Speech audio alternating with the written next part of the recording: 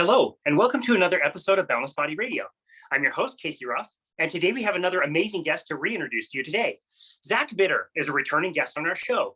Be sure to check out his first appearance on episode 87 of Boundless Body Radio. Zach Bitter is an American ultramarathon runner and performance coach for endurance athletes. He held world records for the 100-mile run and the 12-hour run. Zach claimed both records with his performance in Milwaukee, Wisconsin on August 24th, 2019. After claiming the 100-mile record, Bitter continued running for another 40 minutes and upped his own 12-hour distance world record to 104.8 miles, an improvement of more than 3 miles over the previous mark. Over the last several years, Zach has been following a largely ketogenic approach and using nutrient-dense carbohydrates strategically to support periods of heavy training and racing. In particular, he uses a ketogenic eating strategy to support improved recovery after hard workouts and races, as well as to maintain his tremendous fat-burning ability. Zach is also the host of the massively successful podcast, Performers Outliers, and I listen to every episode.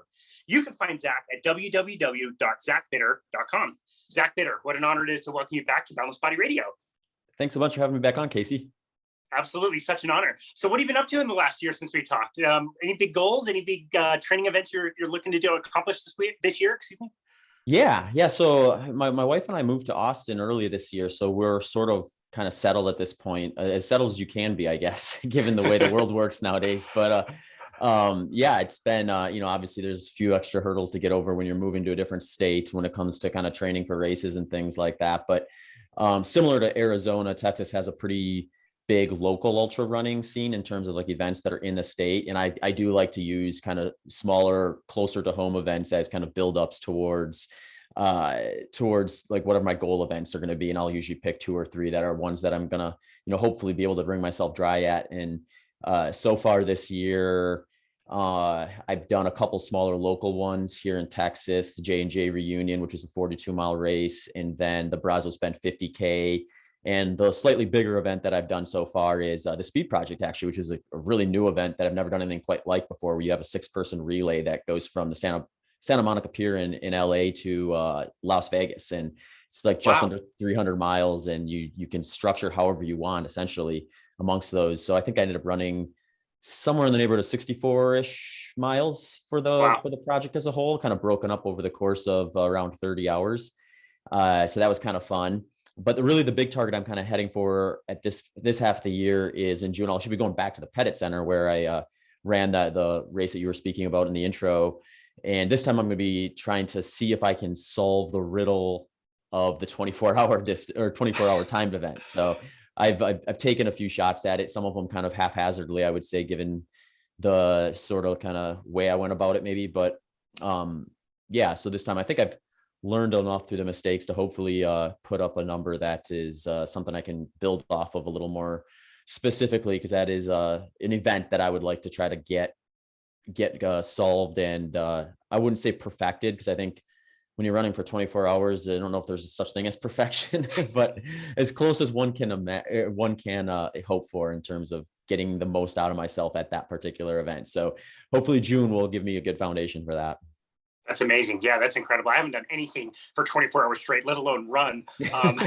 So when you're going into an event like that for 24 hours, I know so many different wrenches are coming at you and you have to constantly adjust, but is the goal to kind of keep your pace about the same throughout? Meaning like you hold yourself back a little bit in the beginning and try to maintain that pace, or what's your strategy? Yeah, it gets really interesting. Like if you look at historical data, it's probably skewed a little more towards like a positive split. So running a little slower at the end.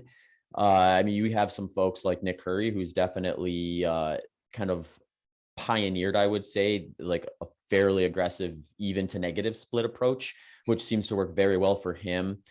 You have the world record holder at the 24-hour distance, Sorokin, who he usually has a very slight positive split, which I'm kind of leaning towards as essentially being the recipe to, if you're to walk away and think to yourself, I couldn't have run this a second faster, or in the case of a timed event, I couldn't have gone a step further in that time frame.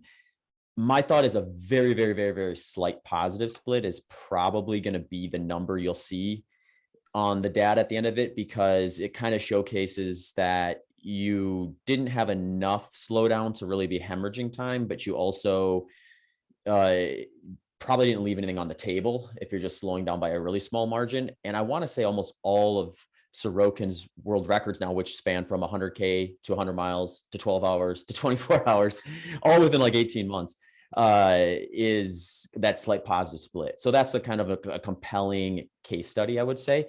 And then you have Camille Herron, who has the women's world record, and hers tend to be quite large positive splits, which may mean that she's got some improvements that she could make if she dials that in a little more tight in terms of how she's pacing it. For me personally, I negative split to what was the previous world record by about 2 minutes. My first 50 miles was 2 minutes fast, 2 minutes slower than my second 50 miles. So I do think like something around a even split is probably going to produce my best results. So the hard part when you get to 24 hours, especially when you're like me and I haven't really produced a very solid 24-hour race yet in my career, is picking what number do you build that even split off of. So it's like, if you target the American record, which is 173 miles versus the world record, which is almost 193 miles, there's a pretty big spread there in terms of pacing, in terms of whether you want to go in there. And then you just have the relative like uncertainty of like what a good day even looks like for someone like myself who hasn't had a good day doing 24 hours. So there is still quite a bit of guesswork, but that's one of the questions I hope to answer this June. Is I want to put up a big number, but I would love just as much as that is to put up a result that's consistent enough where I can start thinking about kind of whittling down where I want to set my sights on for some future attempts and get that kind of just a little more precise. And that'll also help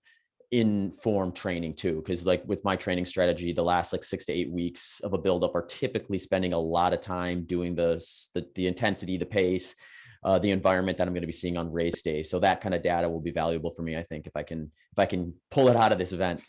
Dude, I love that. So strategic. Absolutely love it. We'll definitely be cheering for you. We get asked constantly when we're coaching, weekend warrior, especially like endurance athletes, people that are training for events. They are, somewhat competitive. They want to do well with these. And, they also have their normal life. These aren't professional athletes per se. They're just more, the people that really love to do triathlon or marathons, half marathons, whatever endurance event they really like to do. And they ask us all the time about nutrition. And I don't know if you know, but the nutrition world can be quite confusing and people have a lot of ideas. And then when you throw this wrench into the plan of endurance sport, it's a whole nother ball game. It makes things in a way, I think a lot more complicated. So I would love to use this time with you to kind of create a guide for somebody that's maybe thinking about what they want to do as far as their fueling, not only during the event, but through their life, to be able to help them with endurance sports. Before we start with that, though, I'd love to kind of hear a brief version of your story and how nutrition became such a big part of something that you personally focused in. Yeah.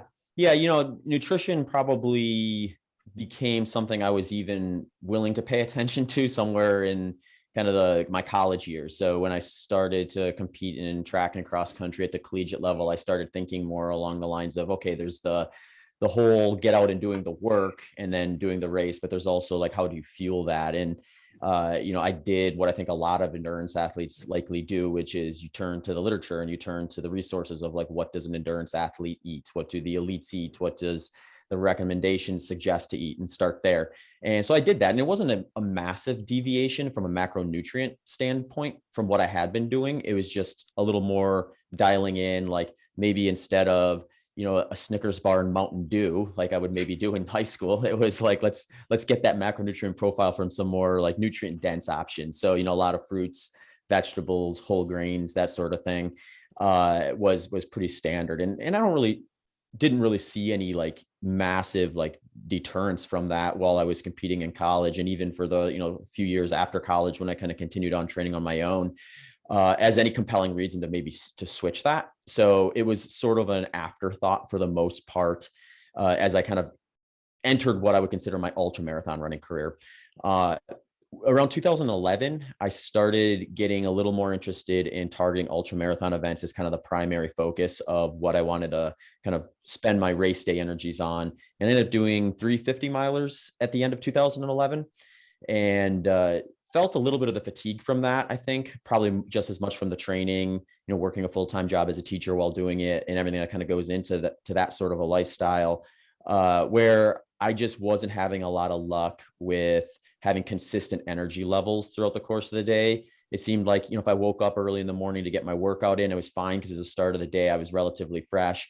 But when you go into work and things like that, I felt like I was just on a bit of a roller coaster from an energy standpoint.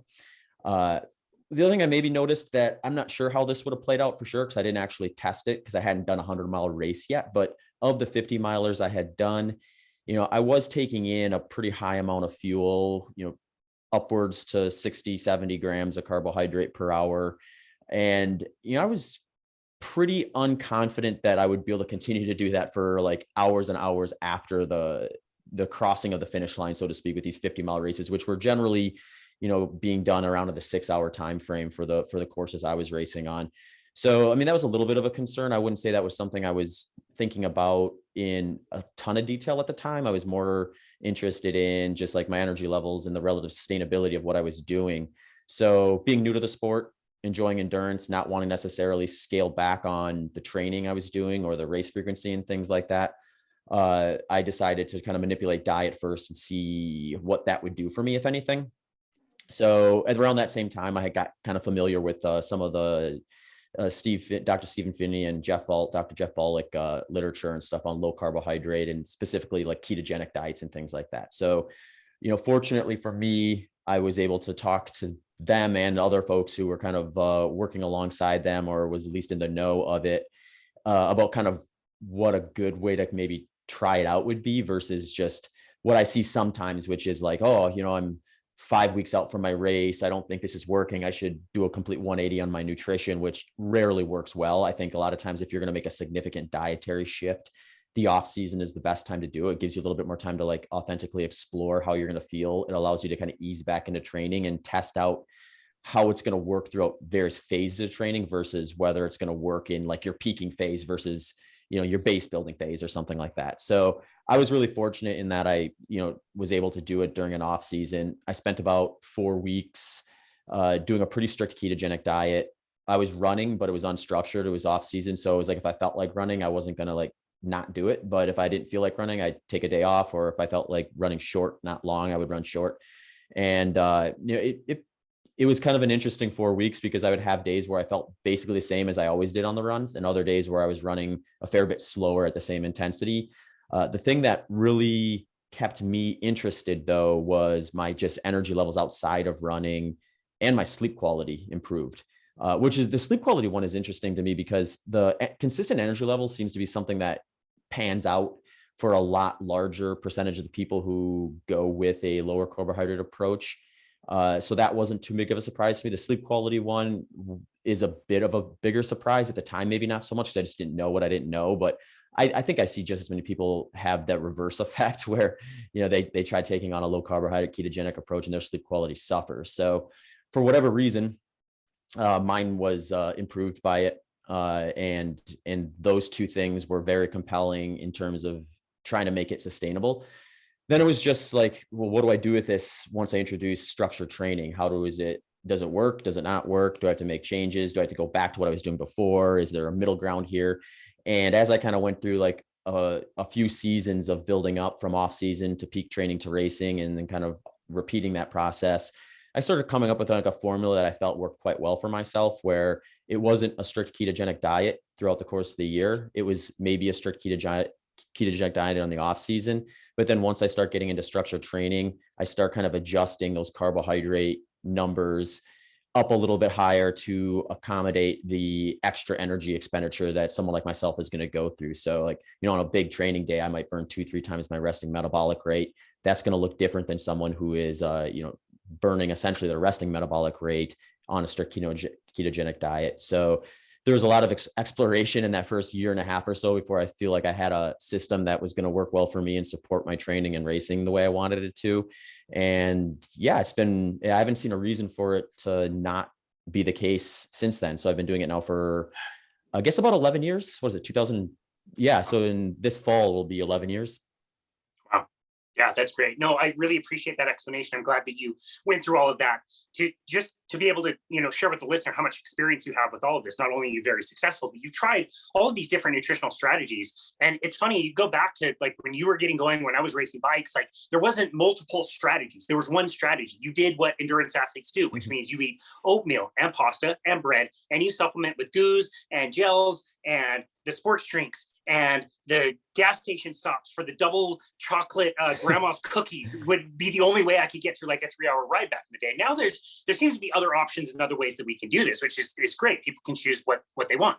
And I don't know about you, but in my mind, I would very generally classify those as the two major kind of strategies. I'm going to do endurance sport on a higher carbohydrate, lower fat diet, or I'm going to do endurance sport on a higher fat, moderate fat, but definitely lower carbohydrate approach. Would you agree with that? Do you think pretty much every strategy can fit into one of those two buckets very generally? Yeah, I mean, I think there's probably even some more middle ground. I think a lot of the triathletes maybe in the 80s were experimenting a little bit from time to time with like I guess what you call like a 40-30-30 strategy. So you're getting a little more kind of just even across the board with that. I think if people are going to look at it from the individual level, the way I like to kind of describe it is when you start getting into like these longer endurance events where you have a scenario in which there's a high, if not inevitable likelihood that you're going to deplete your muscle glycogen far enough where it's going to negatively impact performance. The goal for everyone at that point is defending muscle glycogen. Now, how you do it is going to depend on the individual and depend on their goals, their dietary practices, their training program, everything that kind of goes into that. But defending muscle glycogen on race day is what you need to be able to do in order to have a successful day. So I find it rare that people can defend muscle glycogen in an optimal way and still reach peak performance for them at the individual level following a relatively strict ketogenic diet. I've seen it in the sense that I've seen people PR with things like the marathon or ultra marathons on a strict ketogenic diet. Probably there's a unique combination of variables to them as an individual that produces that. I would say most folks, and this is where I think looking at the elite athletes or the professionals is really interesting because they tend to have less variables to deal with because they've built their life around training for a specific distance, a specific race. So they're going to try to eliminate variables that are going to negatively impact it, that are going to get in the way from that. So they maybe have a little bit more of a narrow path forward. You have that type of situation. And now all of a sudden, I think it probably limits a little more specifically what you can do to reach your max potential versus like the average person who's going to, train for a couple marathons a year, but they're also going to work their job. They're also going to raise their family. They're also going to have their social activities and things where they're doing. And that just introduces a ton of other variables that are already going to pull them away from ever getting to their maximum potential because they're just not living like a monk training for a race. and I think sometimes that stuff adds flavor to your life and ultimately can help you produce a faster time. In some cases, I think we're seeing this in some case with marathoning right now. Actually, there's a lot more professionals who have things going on outside of the training and racing, and they're producing good results because of it to some degree. But I mean, obviously, like having to wake up 2 hours earlier than your body really wants you on a frequent basis, having a kid that's crying at 2 a.m. and things like that. These are all going to be things that are going to be like make the average person a little less comparable to say like the elite athlete. So I think context is huge there. I would say just in the general rhetoric that you see to kind of answer your question, it does seem like people are kind of a little more black and white about it, where it's like carbs good, fats bad, fats good, carbs bad. And that's kind of the end of it. And then they just argue amongst themselves. But usually when I talk to people who have either explored this professionally or explored this from like a layman's standard, like I would consider myself being, I'm an endurance athlete. I'm not a PhD in nutrition or a dietitian or anything like that. And you're going to see a lot more, I think, middle ground. A lot of times you're going to see a lot less dogma in terms of like, I don't see carbs as a negative. They just make up a smaller percentage of my diet than fat does. So when carbohydrates are going to help me improve and not have any deleterious effects, then, I'm going to lean into them when I need to, if it's going to produce a faster time. That may be unique to this type of sport I'm doing. I mean, context is everything with this question. So like 100 miles, something that's going to take me between 11 and 12 hours on a very controlled flat surface. And that's a lot different than say something like a marathon done at a low 2-hour framework or something. Like those are like completely different events done at completely different intensities and likely different skill sets too, if we're probably getting into like all the details. Yeah, no, that's great. Context is so critical to consider.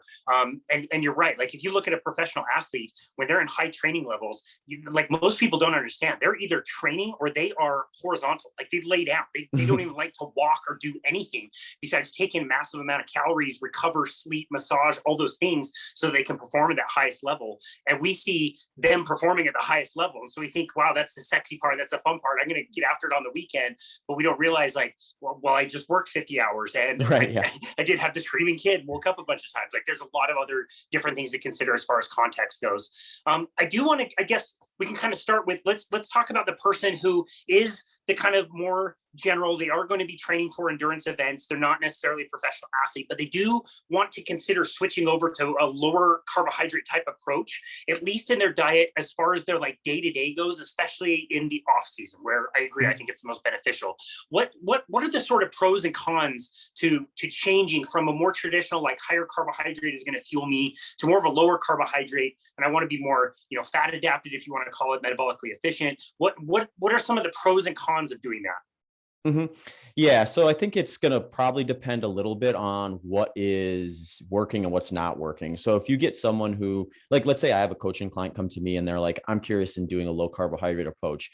I'm going to ask them why, because if they say like, oh, I have massive digestive issues when I'm racing, I hate training my gut to be able to tolerate what I would need to take in during, a race. I've gotten my fat oxidation tests done, and it's like I'm clearly not able to eat enough to supplement what I need to do to defend muscle glycogen, or maybe it's a preference thing. Maybe they're just like, I feel like I'm hungry all the time when I'm following this, and I can't control my appetite, and I'm, like the average person likely has to think about things like that. They don't have this endless furnace like some of the pros do, where they're just like, there's more is always better. They also have to consider like, how much energy do I need to take in to sustain this lifestyle, but also, not overdo it too. So, I like to explore as to like why they're doing it before I start saying like, maybe you should try this or something else.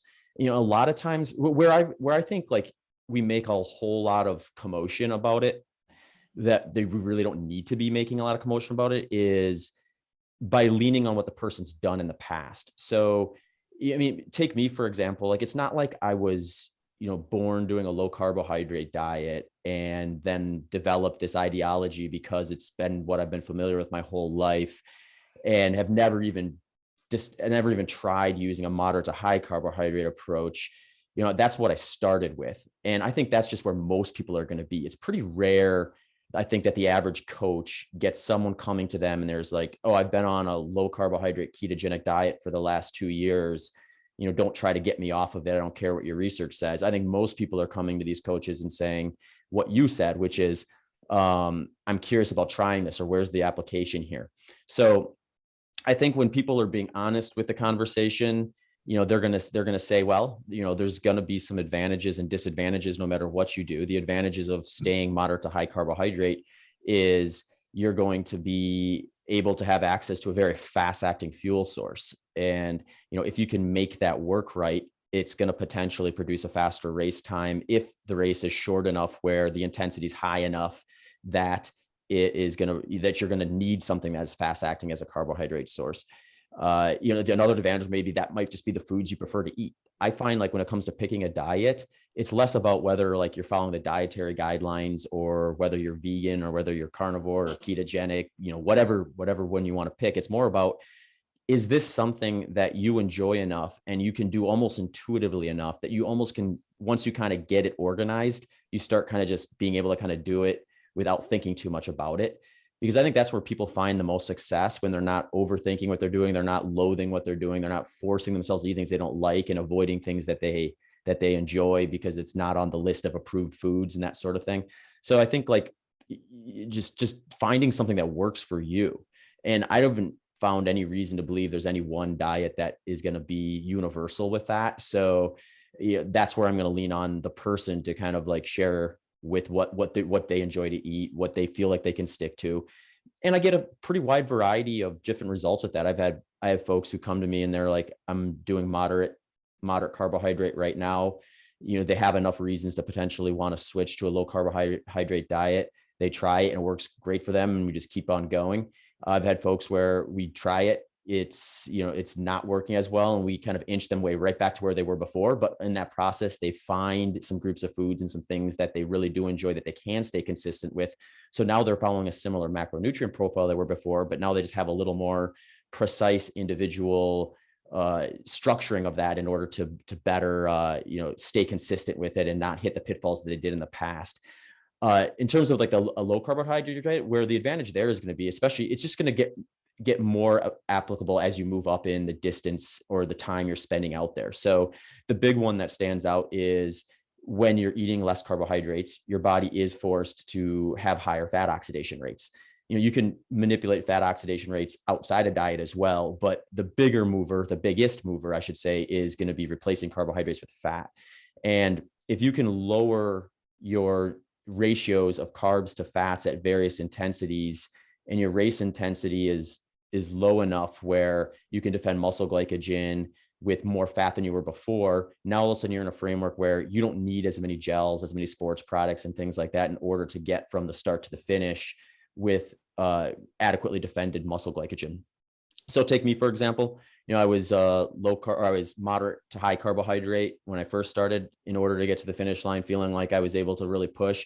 I'm hitting 60 plus grams of carbohydrate per hour. Now that I'm lower carbohydrate, it's more like 30 to 40. So from a digestive standpoint, I'm able to minimize by almost half what I was taking in before, which just is going to put me in a position to probably have less potential to having a gastrointestinal issue. Now, if I would go strict ketogenic diet, that's where it gets interesting, I think, from just like the counter argument as to where some weaknesses are with that.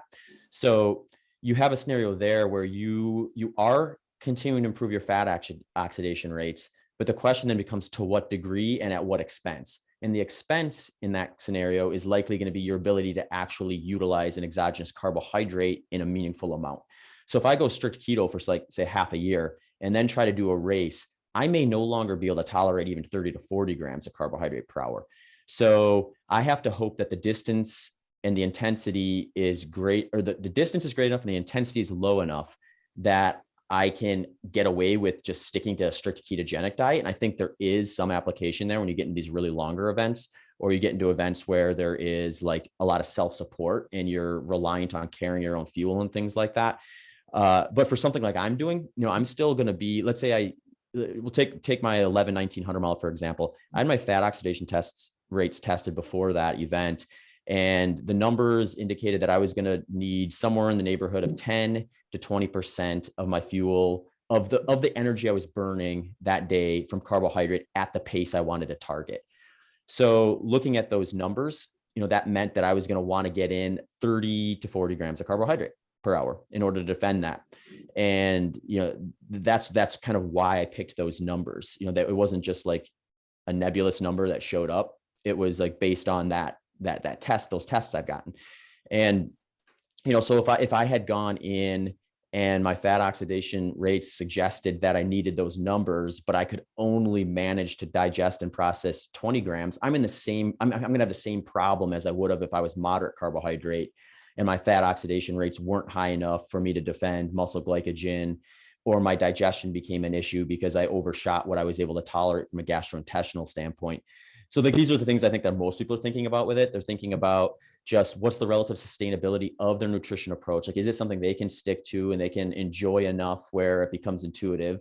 And is it going to produce the experience on race day that they're looking for?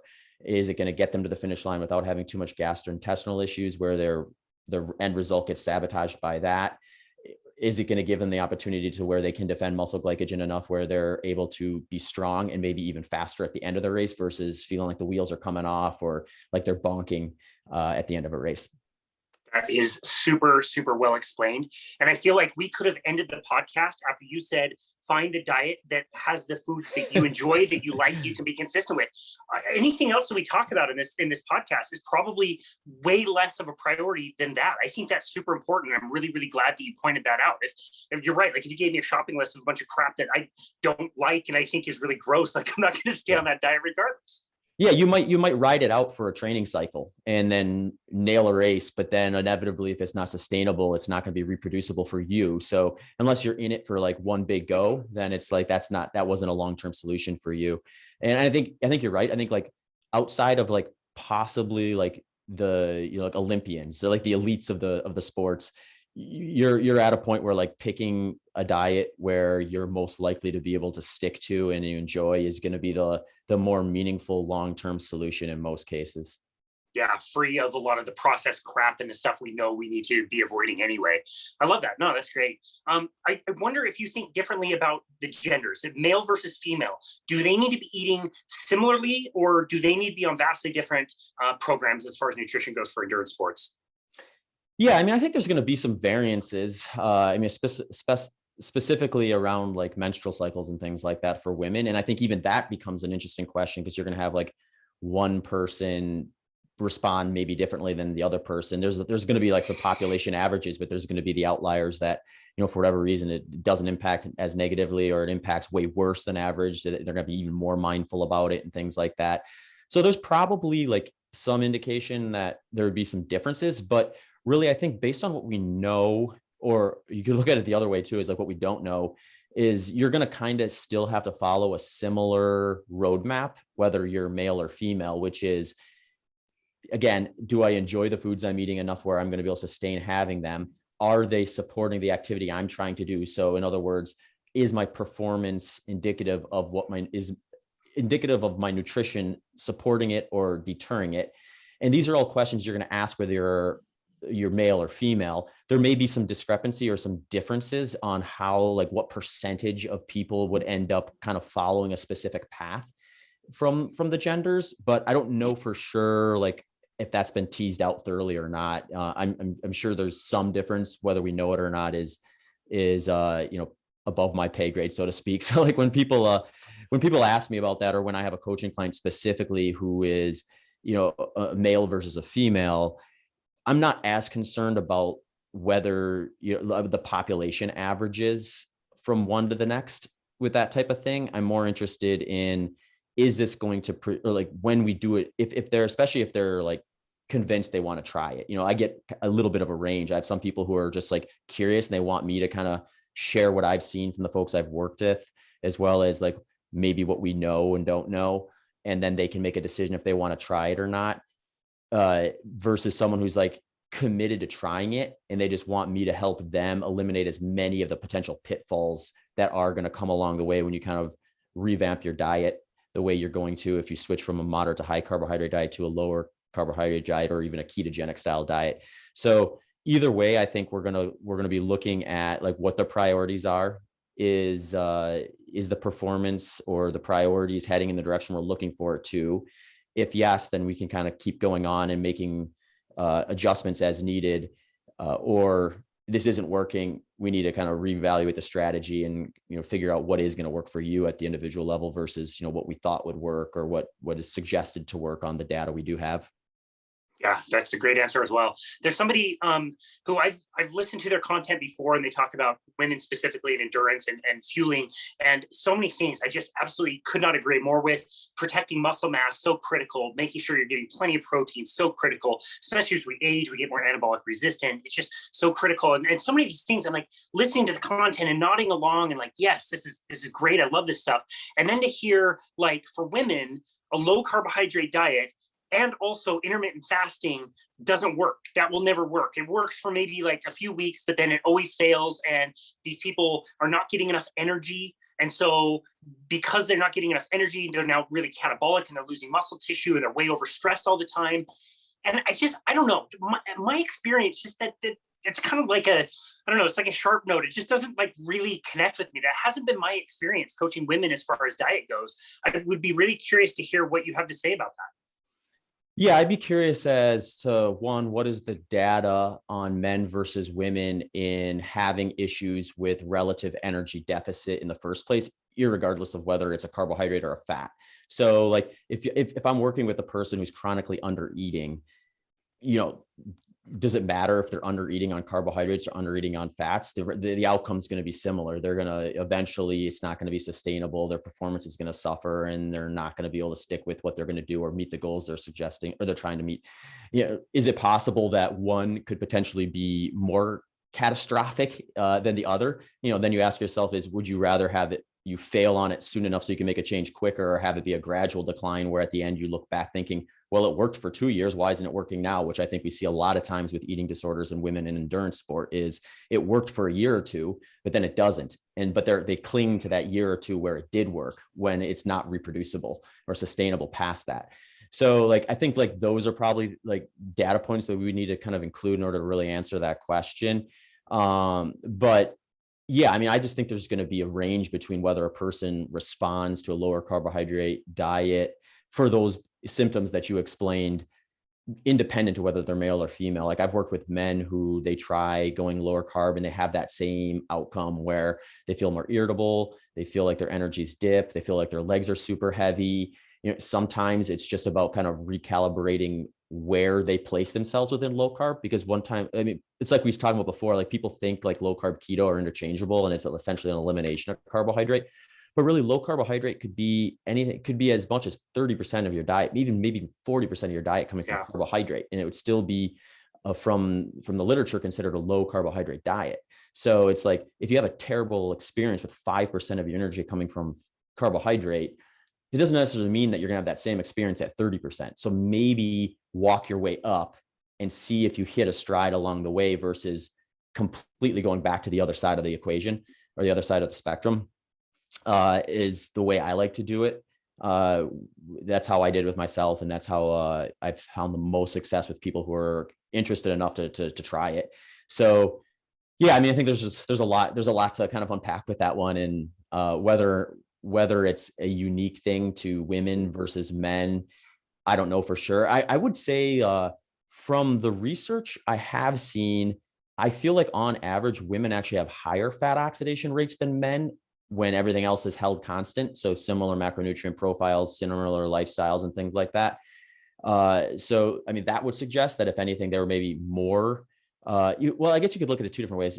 They maybe they have more potential with that, but you could also make the argument that they have less of a need to, because they're going to produce higher fat oxidation rates with similar carbohydrate intake. So it may be, I guess it depends on how you or what lens you look at that through.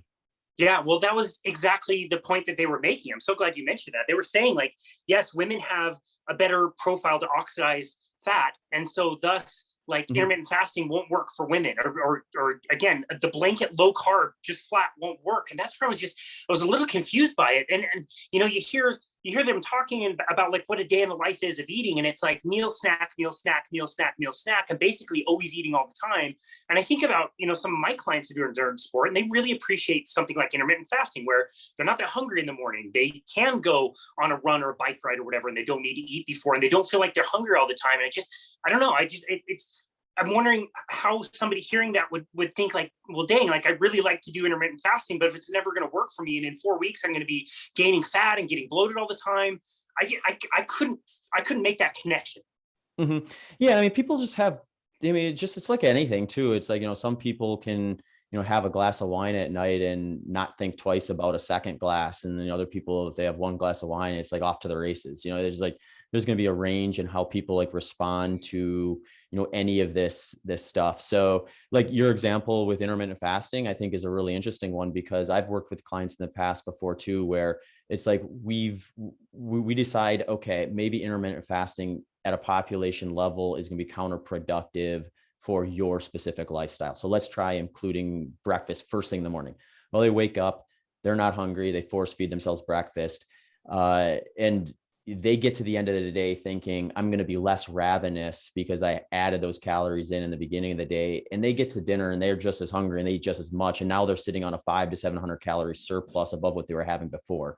And if this person specifically is trying to lose weight for the right reasons, that could create a scenario in which at the individual level, that person is just not going to respond to the lifestyle of eating breakfast first thing in the morning.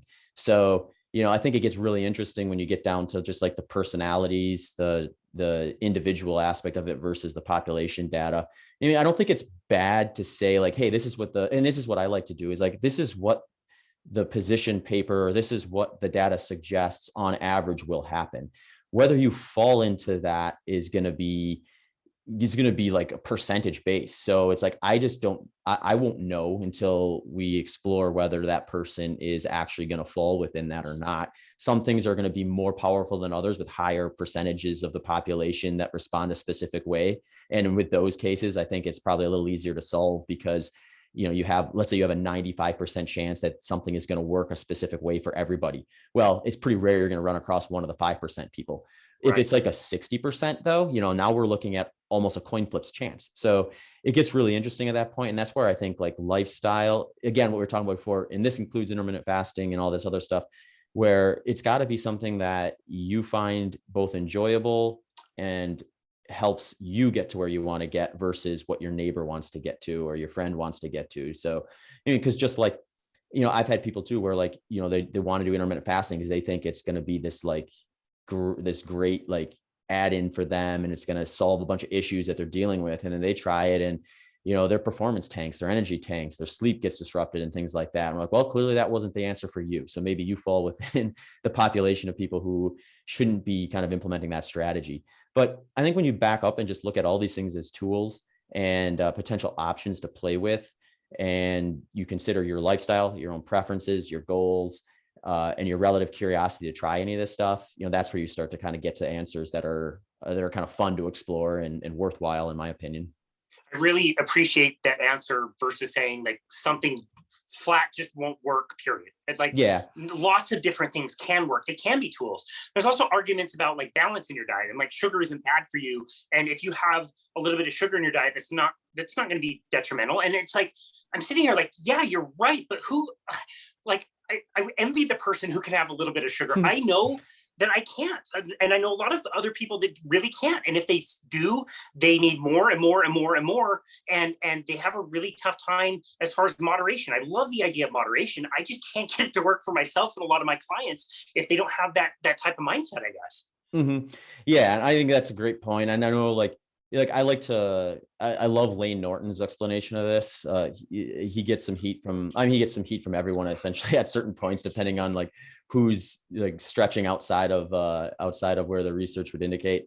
But what he says is like, you have to work within the parameters of what's going to work for you. There's going to be some universal truths, like if you consume more energy than you are burning, then you are going to add weight. If you consume less energy than you are burning, then you are going to lose weight, which makes sense, I think. But then how you get to those points are going to be individual. So like he for himself, he's the type of person, he can open up a big bag of M&Ms and have 8 of them and be like, okay, that's how many M&Ms I need to support my goals for the day. I hit that urge to eat that sweet thing. Now I'm back to, being productive. Whereas his wife is different. She opens up that bag of M&Ms. She's not eating 8. She's eating the whole bag. So if that whole bag of M&Ms doesn't fit within her goals, then that's a bad move for her to even open the thing in the first place. She needs to pick something else that's going to help her meet her needs or get her to where she's trying to get to. Yeah, that's a really great point. I always like, I'd see him be on these like debates, and he'd be like debating these people in low carbohydrate world. And it's like, if you listen to what he's saying, it's very much in line with anybody in the low carbohydrate space. And the recent episode he did on Peter Attia, I thought was phenomenal, really well explained, very reasonable. I know he likes to stir the chili a little bit, but I don't think he ever really says much that's incorrect. I think he does a wonderful job talking about nutrition. Yeah, and I think he's against absolutes. So like he's gonna be very, very poignant, I think, when it comes to like if someone says like, like sugar is inherently bad for you or fat is inherently bad for you. It's like, no, the dosage makes the poison, and the individual's ability to control or manipulate the way they kind of go about that is going to be the real driver with that. So yeah, I mean, I really like his stuff. I think he's got options for basically anyone's preference. And if you're getting the goals you're looking for within that, I think he's got some actionable tools for just about everyone. So it's almost like he's almost in a place where like everyone's going to either hate him or love him depending on how they look at it. If they look at it as like, these are all options, I need to find the one that works for me, they're probably going to love him. If they look at it as, this is my approach, it works better for everybody, and they just need to learn it, they're probably going to hate him. Yeah, totally. Totally. Yeah, that's a really good way to explain that.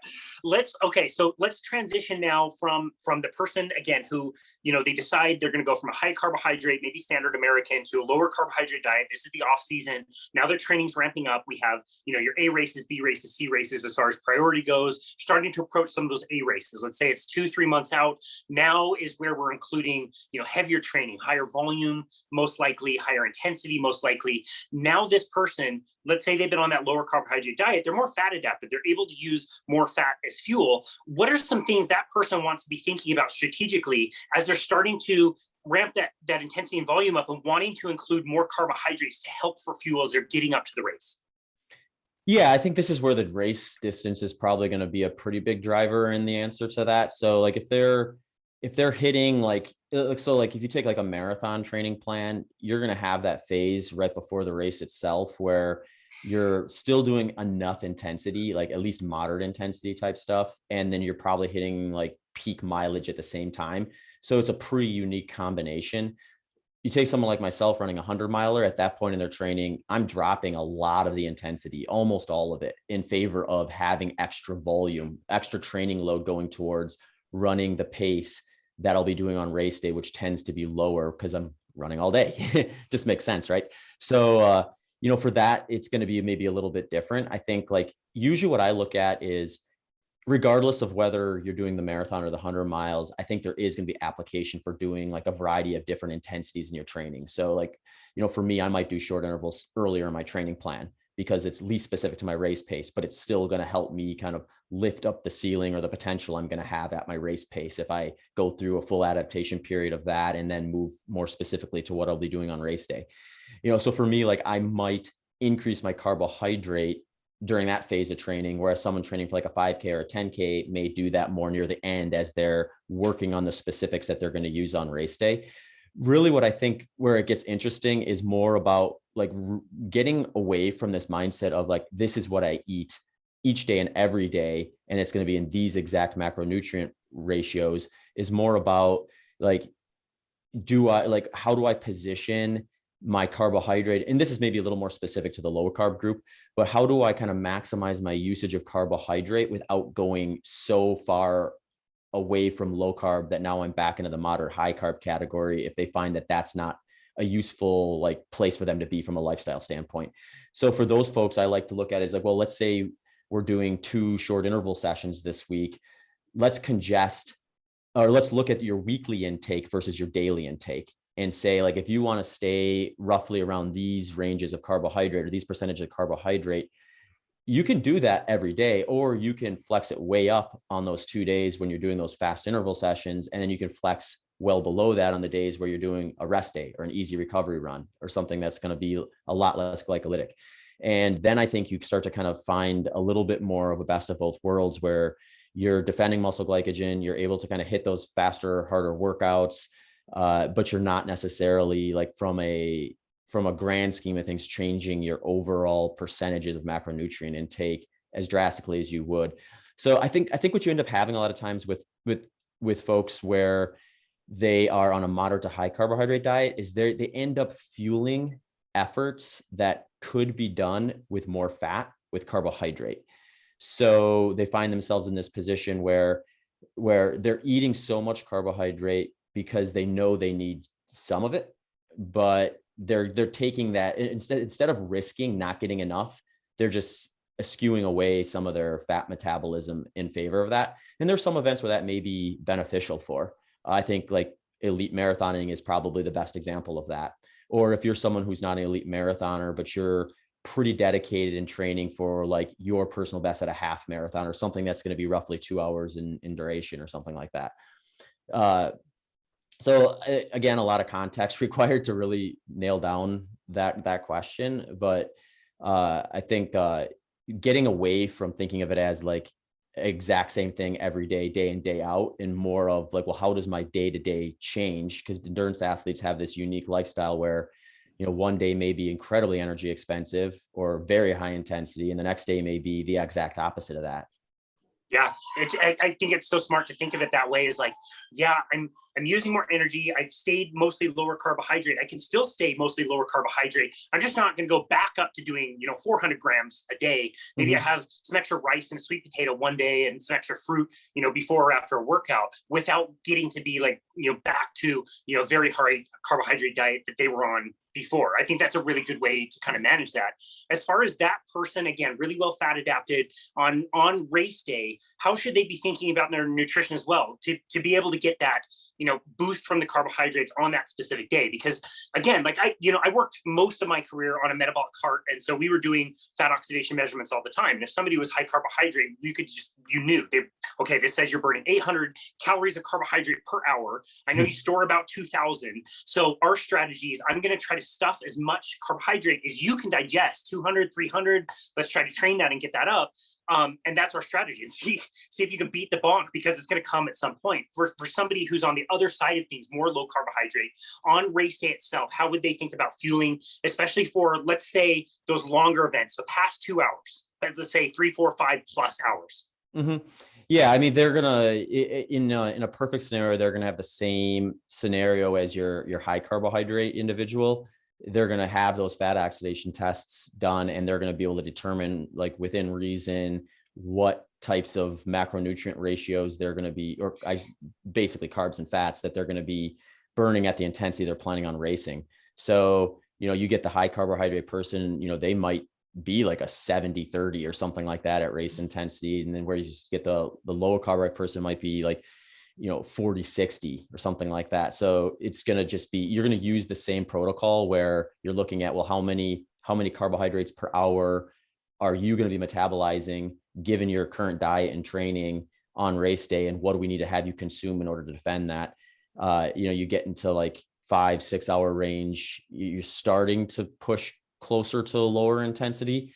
And I think like 5 hours, you can still push into moderate intensity for at least some of that, in a lot of cases, depending on kind of how the fitness is developed in the individual and what their target is and all that stuff. But generally speaking, I think like you're going to still have those same protocols. It's just going to be different numbers that get spit out by the machine. It's a lot of people aren't going to go and get a metabolic cart test, and they're going to still have that question. They're going to wonder, well, what do I do? This is where I think like if you're already low carb, if that's your approach, it's working well for you. You've been doing it for a long enough time where you're willing to trust it on race day and things like that. I find most of the folks I'm working with do quite well with the 30 to 40 grams per hour target. I actually asked this question to Matt Carpenter, who's been doing some research on low carbohydrate endurance athletes, because I love talking to him about this, because he's not necessarily like, oh, this has got to be the path forward and I need to study it. He's like, his general attitude is like, clearly people are going to try this. So if people are going to try this, we need to find the best path forward for them, so that when they do it, we have some potential options for them, some starting points, and then they can, at least get close with their first attempt. So you're not playing so much trial and error where you find yourself on race day not having any answers because nothing was clear at the end of it all. And he's suggested that most of the folks that come through his lab that are on a low carbohydrate diet are going to be anywhere from 30 to 45 grams per hour, I believe is what he said when I asked him that. Nice. Yeah, that's not bad. And that's where the value of training, it's just so important on those last kind of big, training runs or rides or whatever, those big workouts before the event. That's your proving ground. That's the place to test things out. And I don't know about you, but the temptation for me that always backfired would be like the day before a race. I'm like, okay, I've used these single caffeinated whatever gels. Ooh, but look at this one. This one's double caffeinated. I'm going to try this tomorrow and I'm going to get double the boost. And you realize you get double the gastrointestinal problems or whatever. Like, you really need to kind of sort this stuff out in your training so that you have most of that done before race day, correct?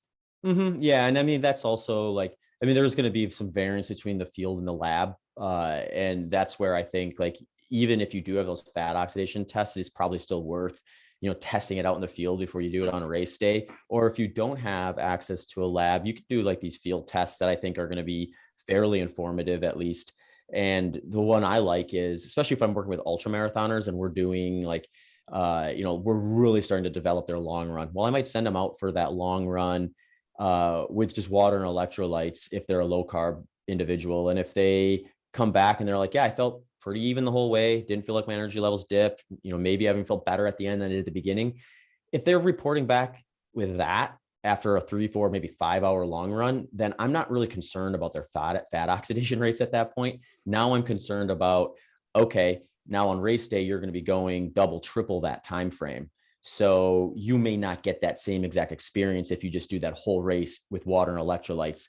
So now, since we can suspect that you're going to want some carbohydrate, let's start playing around with the foods you're going to eat during the race itself. Personally, I think there's a good application for ultramarathoners.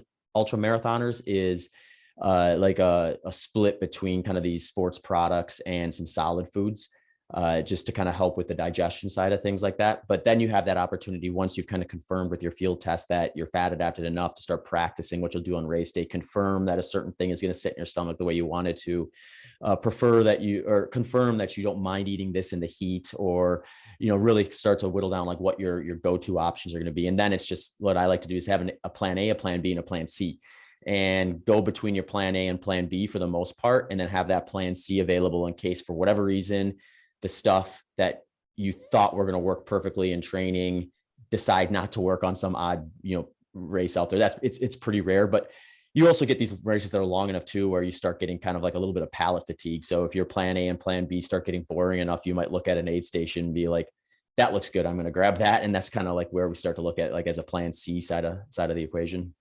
Yeah, that's great. I wonder if, last question, maybe we could ask you a little bit about some of the products that you mentioned. Is there a grouping of products, either type or brand or something, where at least if that person is in this ballpark, they're going to be in the right ballpark enough to be able to dial in, individually? And this could be, any one of your sponsors.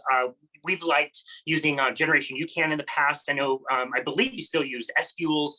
Are those inherently better than something like Gatorade and Goo? I mean, don't mean to throw any brands under the bus, but is there any place like, okay, if this person is in this area, they're going to be okay?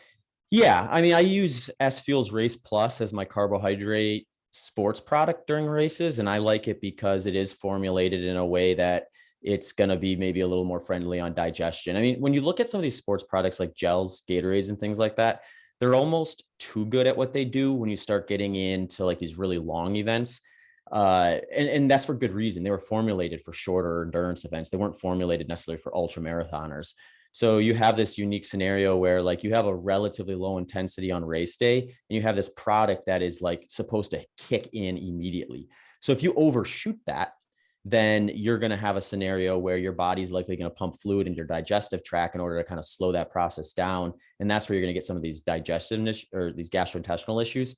So like the reason I like Race Plus is because it does have small amounts of fat and protein in it, not enough to make it like an extra thing to digest that you don't really need, but enough to kind of ease the digestion a little bit there. For people who aren't looking, let's say someone decided they found a product they really like, and they're like, I don't necessarily want to like part ways with that, but it's like pure carbohydrate. I think that's where the application of having a solid food option included is going to help out too. Because like, let's say you decide to like grab a handful of pretzels at the aid station, and that's your solid food option.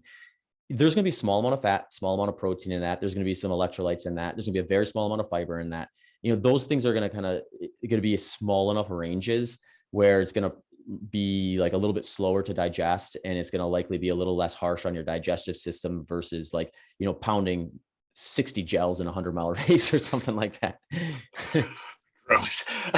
My gut would blow up if I tried that. I always think about that. I was like, if you asked me to, if you just sat me down on the couch and lined up 60 gels on the coffee table and just said, okay, you got 12 hours to eat these 60 gels, I'm pretty sure I'd be feeling like all sorts of miserable throughout various phases of that experience. And it's like, now you're asking me to run fast while I'm doing it. Like, I get that the metabolism is different in those two scenarios, but we are asking the digestive system to process that.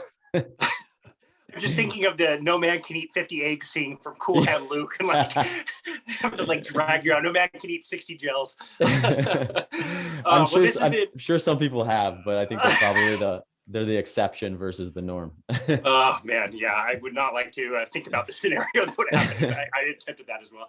Zach, this has been such an awesome and very considerate and thoughtful interview. I really appreciate how you've addressed these things and really addressed the context as being so important, and really sticking with the most important things, which is finding things that you love. And if you know that you can eat these foods, which, we're talking nutrition, but at the end of the day, people are eating food. They're not eating X number of protein and X number of carbohydrates. They're eating a sandwich or they're eating a steak, and they're eating real food. And that's what it is. And so I really love your approach, and I knew you'd be an awesome person to talk with this topic. And I think you've done a wonderful job. So where can people go to find you and connect with you and your work? Yeah. So the easiest spot to see kind of everything I'm up to is on my website, which is zachbitter.com. That's where I kind of have like the landing page for my my podcast, my social media channels, my newsletter, contacting me, coaching, all that stuff. And I'm probably most active on Instagram, which is just @ZachBitter. That's great. We will link to all that in the show notes. And it is important to note that you are coaching people. Is that something that's still open? Yeah, I kind of have a pretty wide range of offerings for folks depending on where they're at and what their needs are. And it goes from very individuals, one-on-one, where I build the plan specifically around their schedule and their race. And they can add, phone support, email support, and things like that if they need more hands-on than just the plan itself. And then I've got it as scaled down as just some ready-made plans based on distances and kind of your starting point, like whether you're a beginner, or intermediate, or advanced. So if people just want to kind of follow my philosophy, then sometimes they're fine with just those two. But those can all be found on my website. And I love coaching, so it's I try to keep it open as much as I can when time permits.